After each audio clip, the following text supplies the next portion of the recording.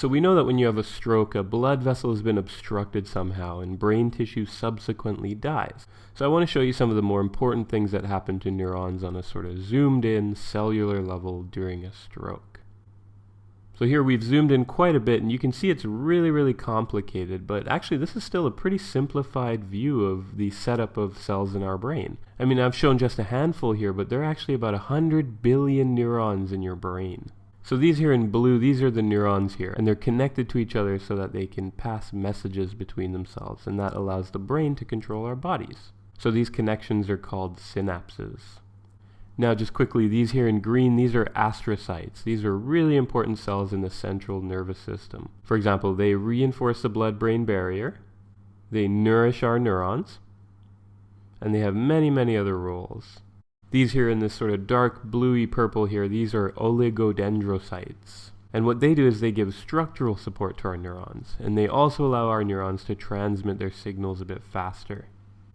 Of course, these are blood vessels here, little bits of capillaries.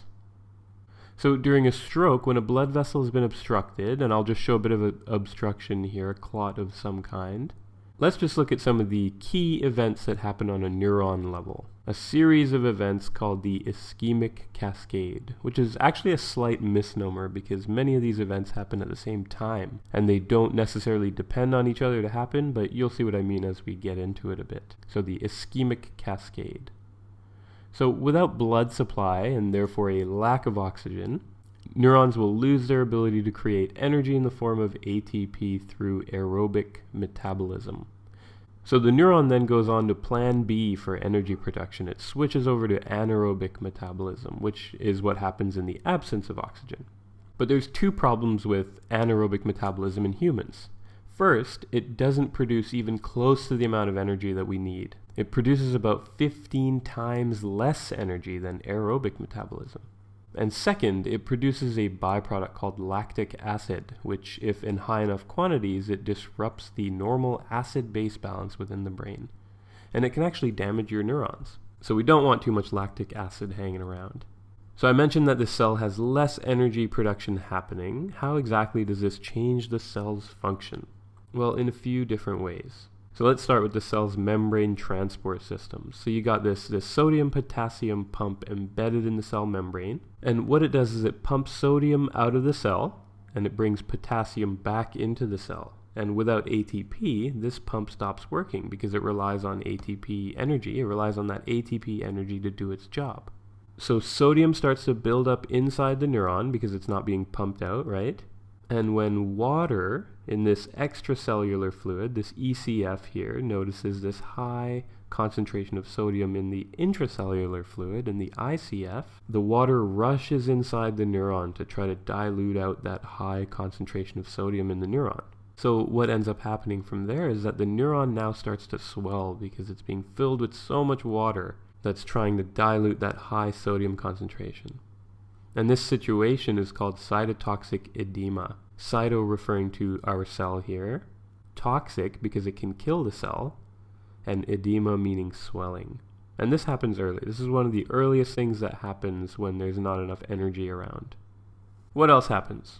Well, this sodium-calcium pump stops working as well. And you'll see how important this is. It normally brings sodium into the cell and sends calcium out of the cell. But if it stops working, you end up with this ever-increasing amount of calcium building up inside of the cell, and that's not really what we want for three major reasons.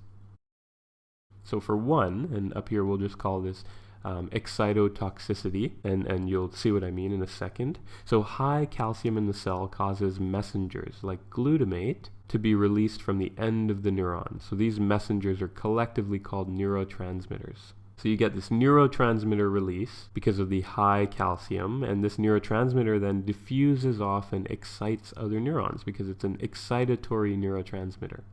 And so in their excitement, these other neurons bring in calcium themselves, which in turn causes them to release more glutamate. And then this glutamate goes on to excite other neurons, and so on. So it's a bit of a vicious cycle of neuron excitement and neurotransmitter release that goes on, which ultimately is a bad thing because overexciting neurons is potentially toxic to them. The second reason we don't want too much calcium in our neurons is because too much calcium will activate degradative enzymes. So the calcium will activate proteases, which break down proteins inside your neuron, and the calcium will activate lipases, which break down the neuron cell membrane. Obviously that sounds pretty bad. So you can imagine that if your cell membrane starts to break down, all sorts of other ions and harmful chemicals will enter the neuron and start to cause damage. So that's no good. And the third reason we don't want too much calcium is that too much calcium causes free radicals and reactive oxygen species to be generated. So these are little harmful chemicals that lead to further neuron damage, particularly of the cell membrane. So I described cells dying by cytotoxic edema and by calcium-dependent mechanisms, but there's also another important way that neurons can die after a stroke. You might be familiar with mitochondria, the organelle responsible for energy production in the cell. Well, with all these toxic chemicals swirling around in the cell and the lack of their normal environment happening in the cell, the mitochondria themselves start to break down. And when they break down, they release proteins called apoptotic factors into the cytoplasm. So they have a funny name, apoptotic factors, but what they do isn't quite as funny because they cause the apoptosis cascade to happen, and that causes cells to essentially commit suicide. So there's a look at some of the major events that happen as part of the ischemic cascade and 3 ways that cells might die as a part of the ischemic cascade.